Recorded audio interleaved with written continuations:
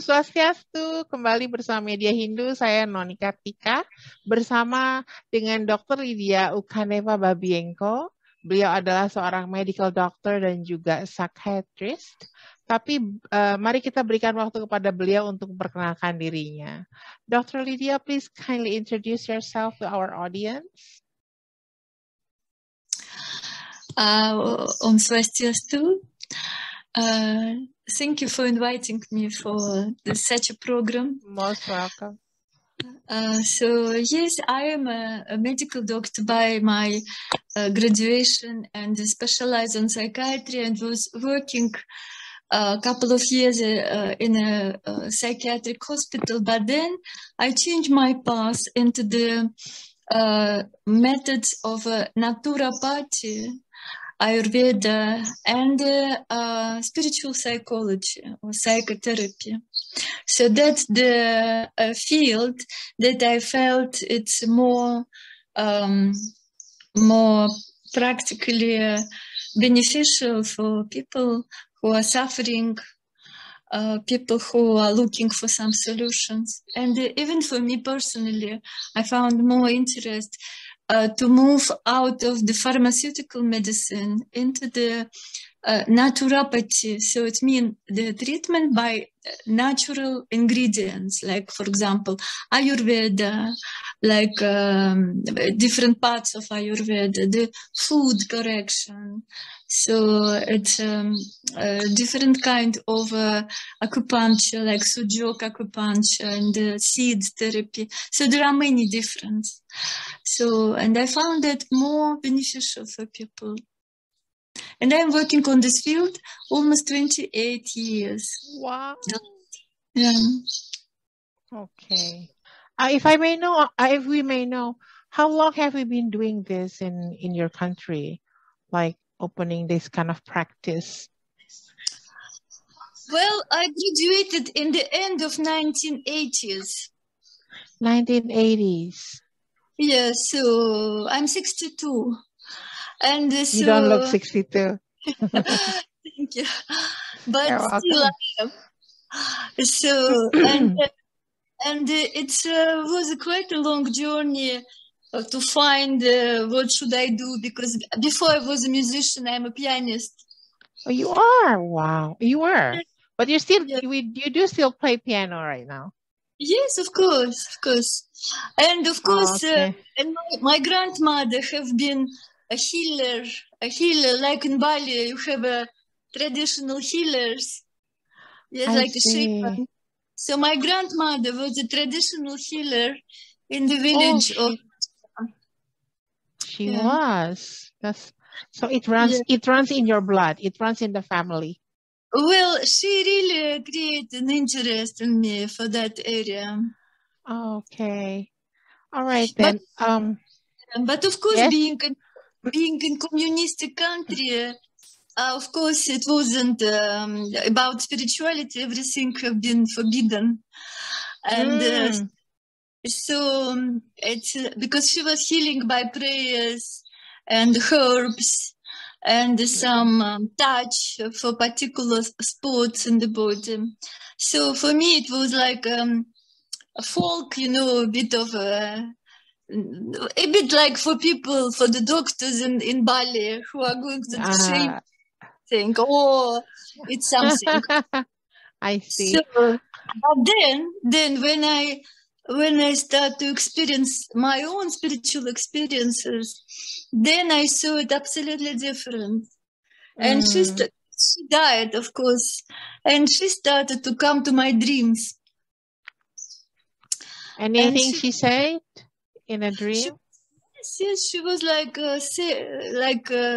giving me some understanding, some new understanding.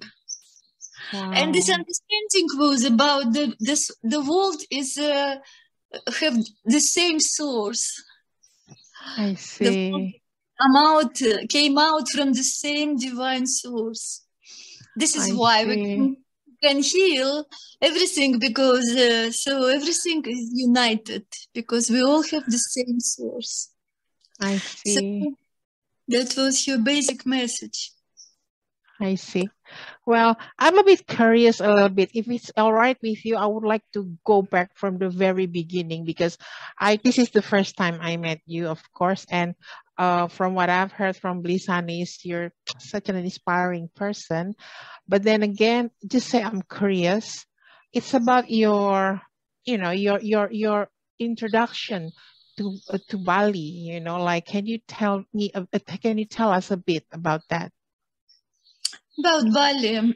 So, Yeah. of course, when I went for the lineage of transpersonal psychology, it's related to the catharsis therapy with a lot of sort of beyond the ordinary experiences in your senses, your vision, etc.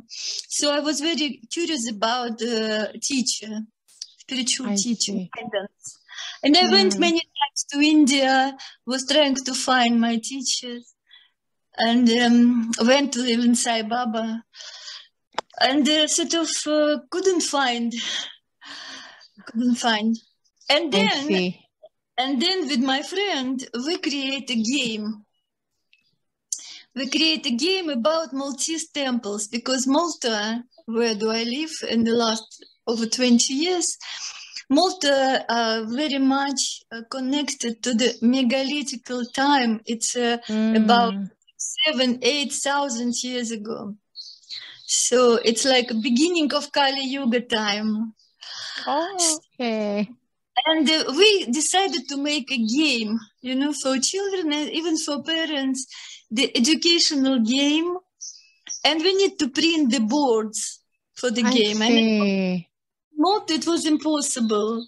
So, and our sponsor invited us to go to Bali. So we went to Bali. And even in Bali, it was no printing. So we send everything to Jakarta and we print in Jakarta. Yes. I see.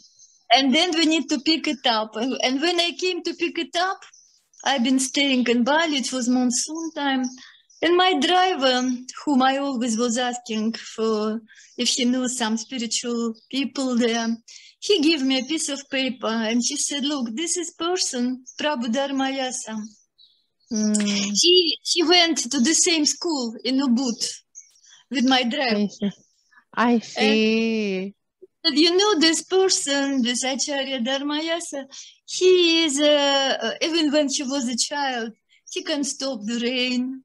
He was teaching yoga when he was just 12 years old. Wow. And so he said he's very, very simple, but extremely knowledgeable personality. You should meet him. And he said, look, he's coming to Bali. I would love to. And he's giving a public meditation. I see. And I went there. And after my years of experience across India, and I went to Thailand, was looking for a teacher. So when I came to this public meditation, there was a special signs for me that is my teacher. And this is how it was over 600 people there. I was only one European.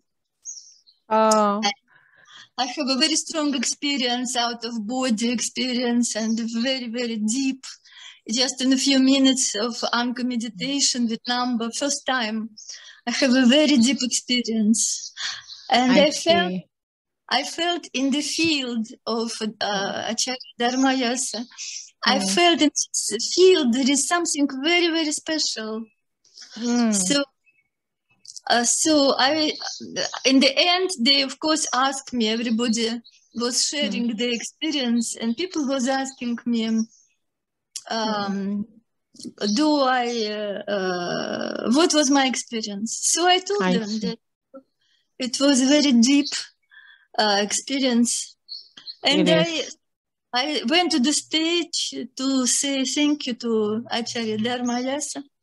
And he told me the way, she said, you are looking for Shaktipat?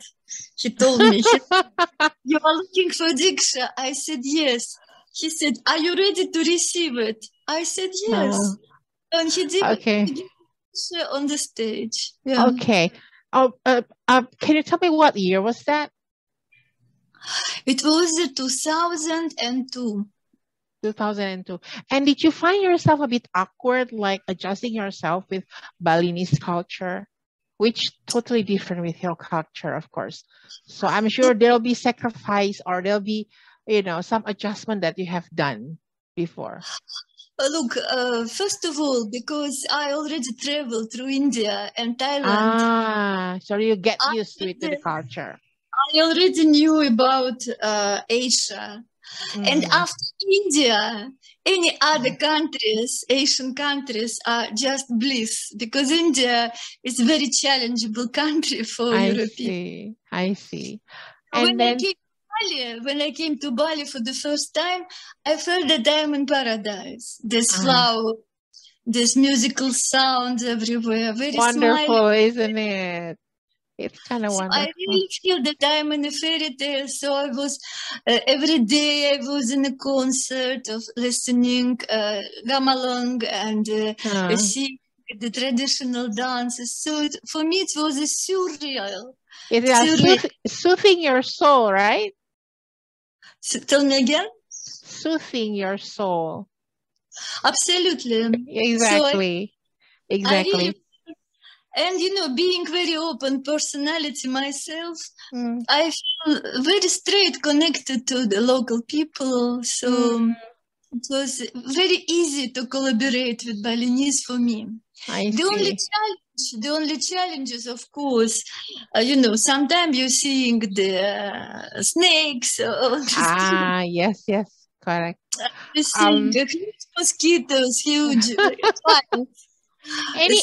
Any unforgettable memory that you had when you were there? So yeah, what we're talking about good things only here. So we would like to know what is the most unforgettable, great memories that you had in Bali. So I sort of you can say that I have a lot of spiritual experiences in Bali. A lot. I was grateful forever to Balinese land and spirituality, because I've been in Lampuyan, I've been in Besaki at night. I climbed the Agung, and so every time. You did? Yes, I did. Wow. It's every time it's like new, and so they're incomparable. Because it's every time it's something different. I was very lucky, really blessed to have. I have to be in agreement with you. You're lucky. Yeah. So here, yeah. Okay. And in the same time, like to meet Balinese culture, Balinese people. So the most unforgettable experience for me, when I saw that somebody was in trouble and badly injured, and I saw how Balinese people collaborate. So how they collaborate, and so I saw this community living, and how beautiful, how humanistic. The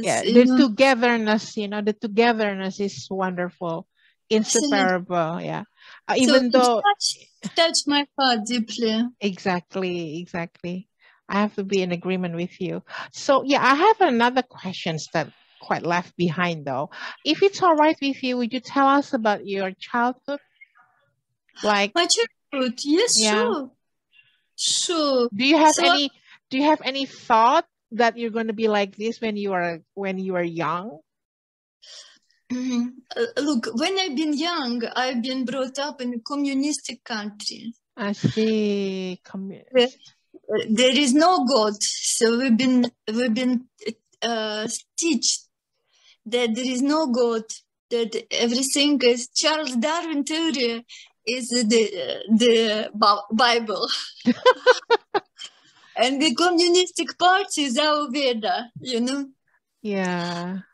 Actually, the word Veda is a Slavic word. It's a Russian word. Veda. We said to know the truth. We said Ведать. Weirded. Yeah. So, and when I was a child, of course, I was like looking to the world very curious, and in the same time, there was no answers. However, being brought up next to my spiritual healer grandmother, Anisia, my mother was a very strict communist, you know. So, but my grandmother, so she was, she secretly baptized me, because in this time, you cannot baptize the children. Yes. So she stole me from my parents for a day, and when I was about 2 years old, so she secretly baptized me, and sort of always was praying near me. And so I felt some power, you know, something what I cannot... yes. Unexplained, cannot be explained. Cannot be explained. So this is what I feel from my early age. And then again, I lost my mother when I was quite younger. I was 13. My 13? Yes, my brother was only 5. Okay. And he had a big problems with the health. He was born with a defect in his heart, and he's supposed to die. And I found I have a very deep spiritual experience when I was like looking for the solution for my brother. I see. I have a really guidance from behind. So it was like they really brought me a doctor who was the best in Russia, and nobody knew about him. But he was in Ukraine, actually. So some power guided me, and I brought him there, and my brother is still alive now. So because this doctor operated him, Dr. Amusov. And again, it was, I really felt that there is some power that blessed me and guided me with that things. Yes. So must we say that one of the triggers for you to learn spiritual is looking the answer for your brother's sickness at that time?